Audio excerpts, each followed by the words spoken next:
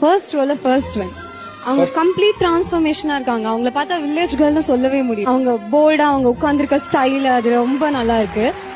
எந்த ஊர்ல இருந்து வந்திருக்கீங்க மேம்? மதுரை. மதுரையில எங்க? செல்லூர். ஆக்சுவலா எத்தனை வருஷம் ஆகுது நீங்க சென்னைக்கு வந்து? 10 இயர்ஸ் இருக்கும்.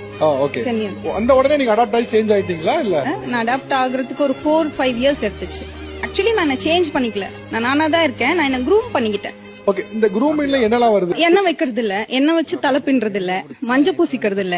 That's it. அவ்வளவுதான். என்னோட அவங்க சொன்னாங்க நான் கான்பிடென்ட்டா இருக்கேன்னு சொல்லிட்டு அந்த கான்பிடென்ட் எனக்கு நான் சின்ன வயசுல இருந்து இருக்கும் போதுல இருந்தே இருந்தது. சோ அதுல நான் மாத்திக்கல.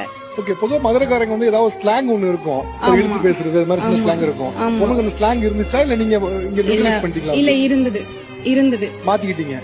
அத நான் மாத்திக்கிட்டேன். ஓகே. என்ன காரணம்?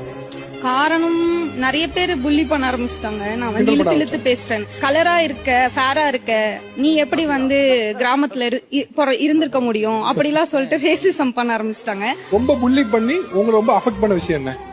என்னோட ட்ரெஸ்ஸிங் சென்ஸ். ஆக்சுவலி இப்போ நான் ரொம்ப பிளெஸ்டா ஃபீல் பண்றேன். அந்த கேர்ள் சொன்னாங்க நான் நல்லா பண்ணிருக்கேன்னு, இவங்க சொன்னாங்க நான் நல்லா பண்ணிருக்கேன்னு. ஆனா அதே ட்ரெஸ்ஸிங் சென்ஸை வச்சு என்ன நிறைய பேர் புள்ளி பண்ணி